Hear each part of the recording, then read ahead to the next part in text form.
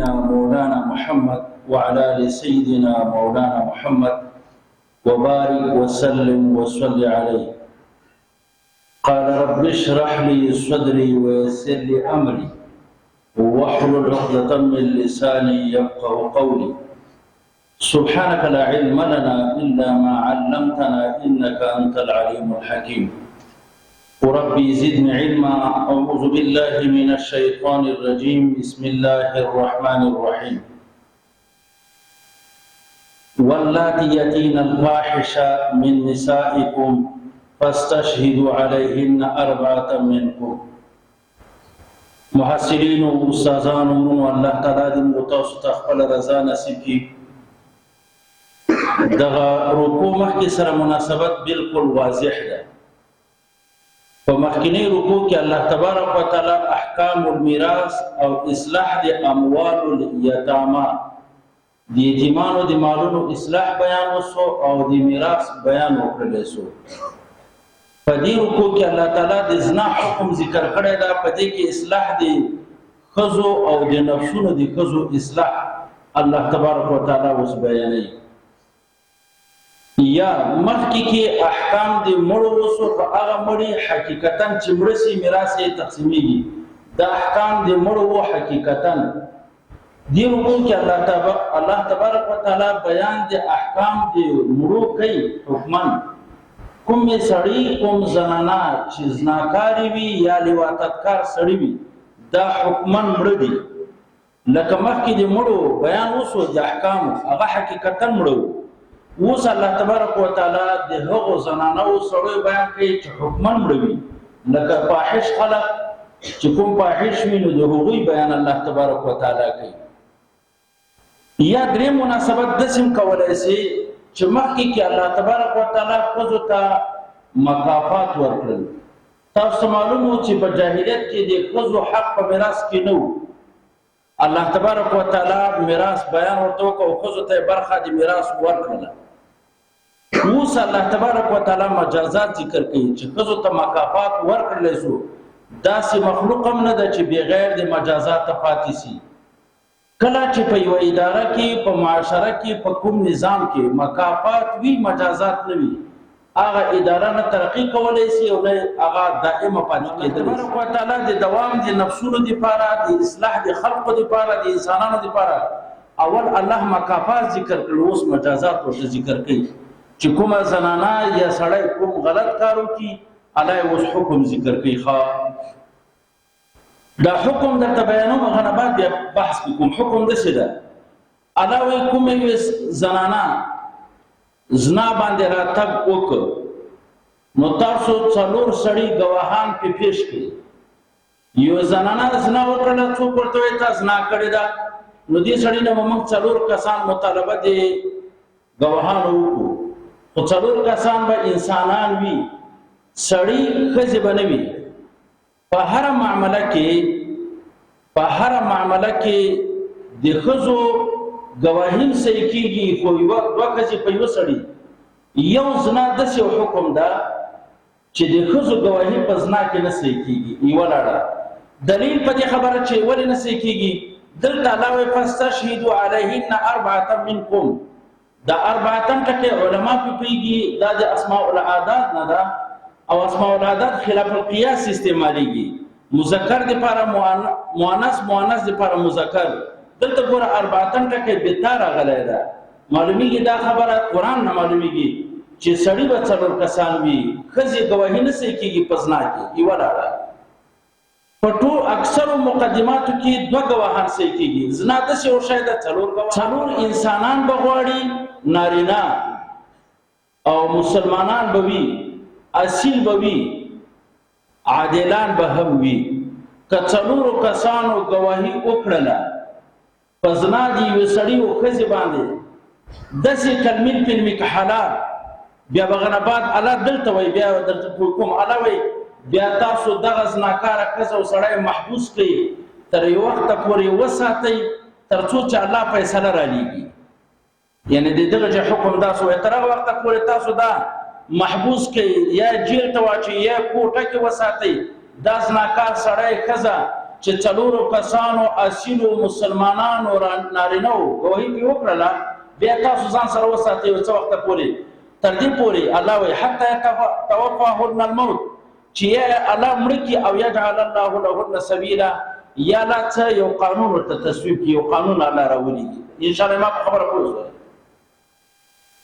چې کله سورة نور کې موږ تاسو ویل سورة نور کې دا آیات نازل شو الزانیة والزانی فرجموهما نکالا من الله راغلی کنه الزانی والزانیة راغلی کنه چې هلته قرآن پاک حکم وکړه چې تاسو زناکار سړی یا ښځه چې غیر شادي شده وي تاسو په سلو دروغ ووهئ سورة نور کې چې ذکر شو نو رسول الله صلی الله علیه وسلم داسې ویلي خذوا عني قد جعل الله لهن سبیلا دا حکم تاسو مانه واخلئ او توشیع کوي دنیا کې خپور کوي خدای پاک د دوی دپاره قانون تصویب کړ که غیر شادي شده زنا وکړله 100 دوری دي او که شادي شده زنا وکړله رجم دا یعنې مرګ مسله خلاصه شوله پاتې شو د دې آیات چې دا منسوخ ده بعضې وایي دا آیات منسوخ ده لیکن دا آیات منسوخ نه ده عمل اوس دا خو مقید ده الله تعالی ویلي دي چې تاسو یې وساتئ تر دې پورې چې الله یا مړه کړي یا زه دې باندې ضرورت نشته خو دا آیات منسوخ نه ده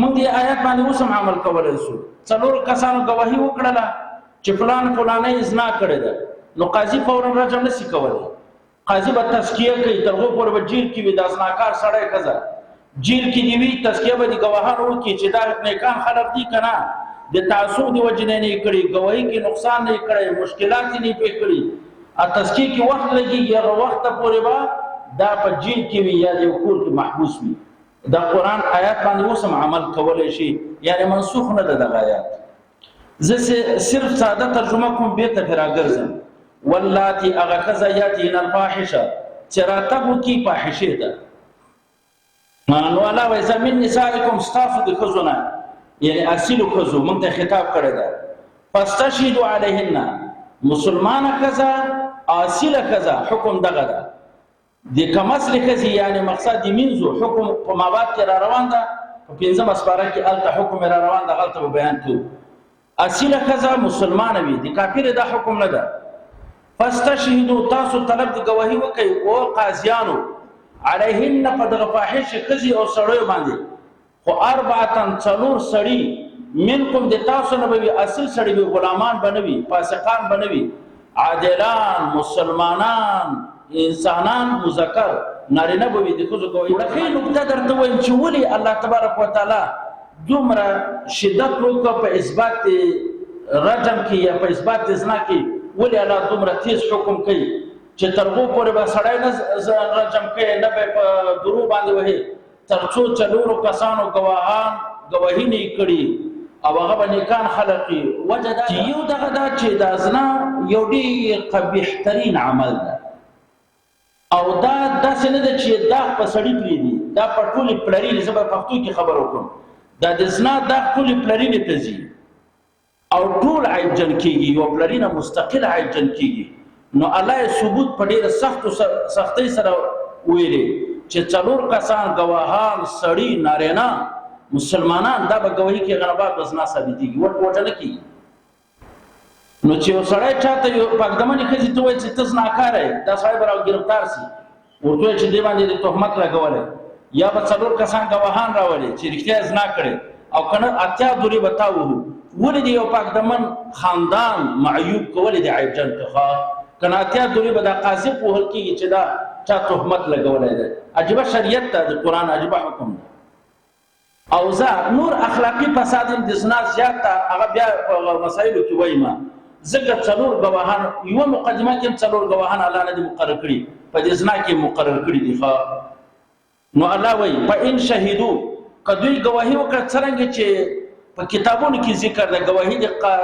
د زنا خپله شرایط لري فامسکوهن الله وایي دا وساتئ فی البیوت په کورونو کې حتی یتوفاهن الموت تر دې پورې چې یا مړه سي او یجعل الله لهن سبیلا یا الله څه لاره ورته پیدا کړي الله رمغه چې سورۃ نور کې الله ذکر کړی ده چې تاسو کله زناکار سړی ښځه ونیول نو 100 دورې وایي که غیر شادي شده وي او الشیخ والشیخة اذا زنیا فرجموهما نکالا من الله دا منسوخ تلاوت حکم باقی ده یعنی که شادي شده او هغه به رجم کیږي.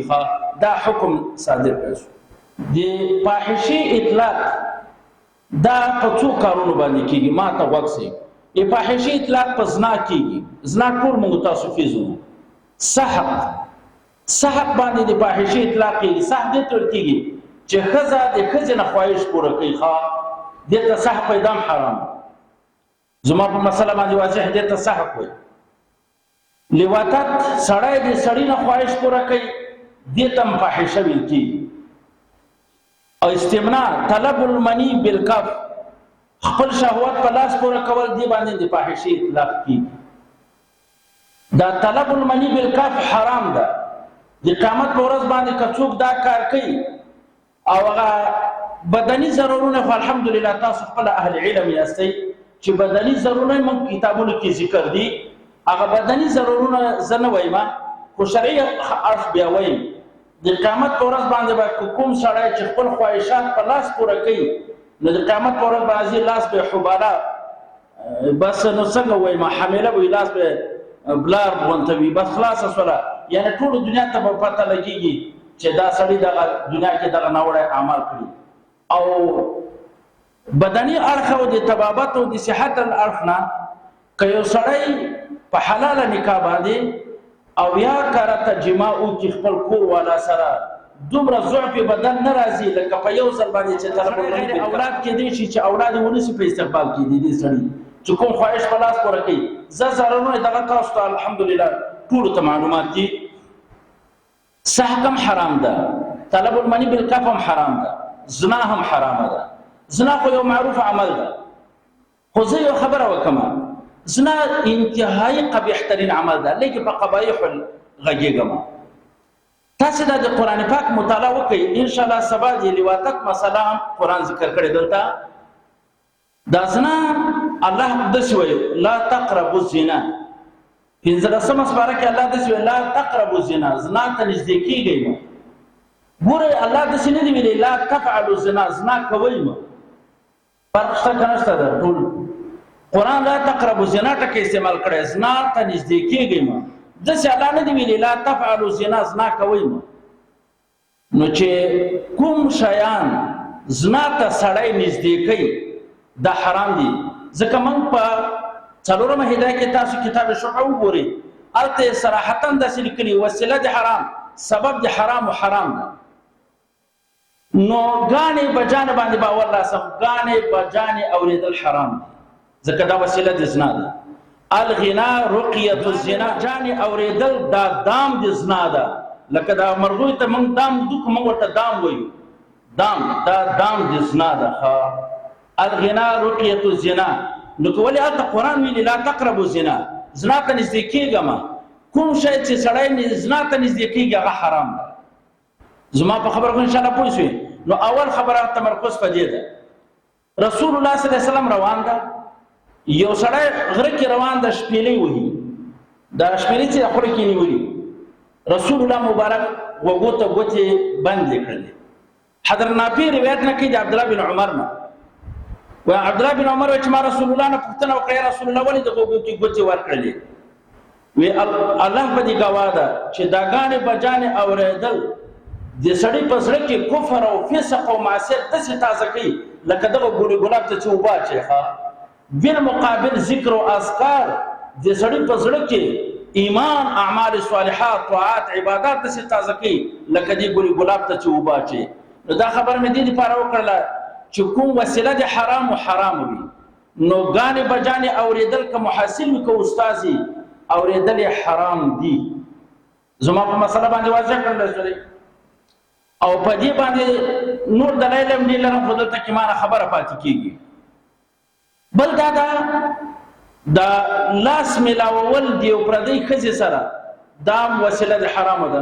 مسح کول نشي کولی، خط ورسره لیکل نشي کولی. په ټلیفون موجوده دور کې ټلیفون ده، په ټلیفون باندې خبرې د خواهشاتو نشي ورسره کولی. تصویر ته کتل، عریا د فحاشیو تصویرونه کتل یا بربند تصویرونه کتل، دا ټول اسباب د زنا دي. رسول الله صلی الله علیه وسلم مبارک حدیث ده تاسو ګوري کتاب الایمان ټول احادیث کتاب الایمان په ډک ده.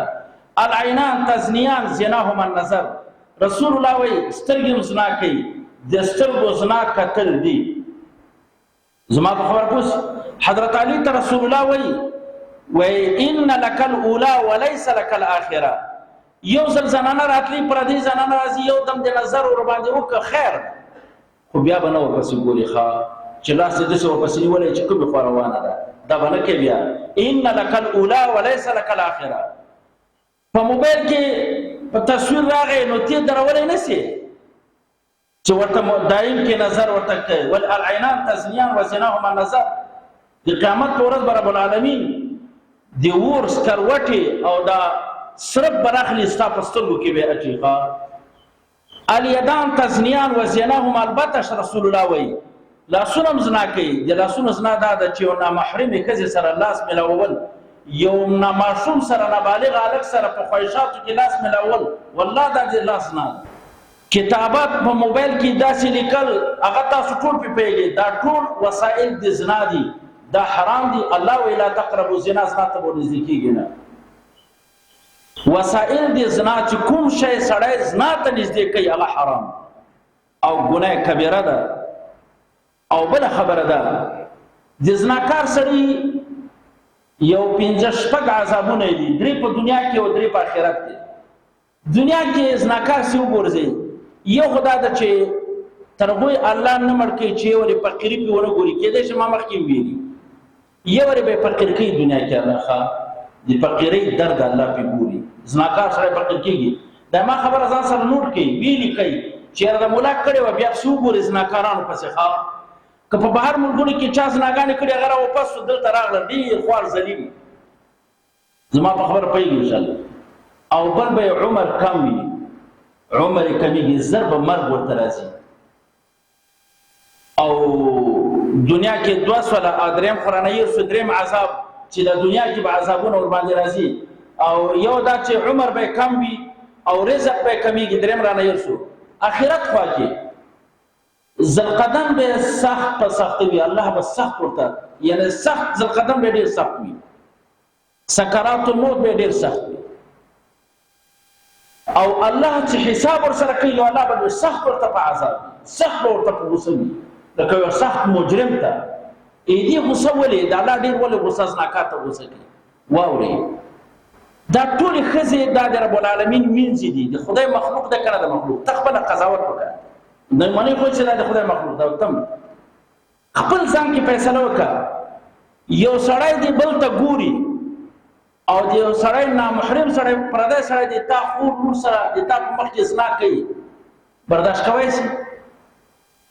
ما ته جواب راکړي برداشت کیږي دا خبره قانوني ته ما خپل ځان په مړکې کنه مړ ګور رب العالمین دا د خدای پاک خزو الله تبارک وتعالى پیدا کړو، الله انسان پیدا کړو. تر راځي د رب العالمین دومره به شرم انسان د خدای پاک دی مینځي او دی کزي دې سره او خدای پیدا کړی د تزنا کې ډېر الله ډېر تحمل ډېر برداشت نه کوي. خپل ځان سره فیصله وکړي ډېر برداشت کوي. او دا سره ډېر بے حیا سره نه ده چې پلار ورته ګوري، قوم ورته ګوري، ورور ورته ګوري دا کار رسې کوي او چې رب العالمین ورته ګوري او دی بیا هم دا کار کوي. دې نه بس سره ولا ماته نه معلومېږي. خپل ځان سره فیصله وکړي. او دا الله څومره صبر لري، دا څومره تحمل لري. بل سړی به وخوري که ټیکټر هغه کې به واچي، هغه غنم چې بیمې دي کې به سره واچي. او ګور الله تبارک وتعالى ورته ګوري او د زنا کوي. او دا دواړه خدای پیدا کړی او دا دواړه دی الله مینځي دی بل غلام دی. ګور الله ته ډېر غیرت په دې خبره ورسي ښا نو ځکه الله به ډېر ورته غوسه وي ښا تا دا کار کوو زه ما درته کتل دا هېڅوک هم نه برداشت کوي مخلوق کې ښا. دې به درته یو بله بېلګه وښیي. په ټولو حیواناتو کې دنیا کې موږ بدترین حیوان خنزیر لرو. خنزیر نجس العین ده او په سپي کې اختلاف ده، خو خنزیر نجس العین ده. نجس العین خنزیر ده د دې ټولو فقهاو کتابونو دا لیکل چې ولې دا نجس العین ده، دا بې غیرته ده. ما په خبره پوه شوې بس به هر حال دې کې کمزوري ده، دې وجه نه دا نجس العین ګرځېدلی ده دا خنزیر ښه. او دی وجه نو دا کافرانو د دنیا ګوره د خنزیران موږ ته عام کړي دي، موږ باندې دا غوښه خوري. او ګوره انسان ته چې کله غوښه د خنزیر داخله کسي په ذات اثر کوي، لکه سود په پیسو کې ذات باندې اثر کوي، د قصې د خنزیر غوښه د انسان په ذات اثر کوي. دوی چې کوم په وطن کې کومې ښځې ګرځي، کوم وطن کې داسې وګرځېږي څوک یې برداشت کوی هم نشي ښه، دوی باک هم نه ګڼي. دا خو د خنزیرانو غوښې خوړلې دي، هماغه بې غیرتي ورکې راغلې ده. او یو حکمت د حیواناتو د غوښې د حرمت دغه ده، که انسانان د عامو ځنګلي ځناورو غوښې ورته حلالې شي، بیا انسان انفعالي مزاج ده، بیا به همغه عادتونه پکې راشي. څوک به ظالمان شي، څوک به خنزیران شي، څوک به قمقل شي. که د خرو غوښې موږ ته حلال شي، بیا به ډېر قمقل شي. نو به هر صورت به هر تقدیر زنا بدترین عمل ده، او خدای پاک ته مبغوضترین عمل دغه زنا ده. زنا هم حرامه ده او د زنا وسایل هم حرام دي. ان شاء الله بحث بیا هم سبا په زنا هم کومه او په لواطت باندې هم کوم. واخر دعوانا ان الحمد لله رب العالمين.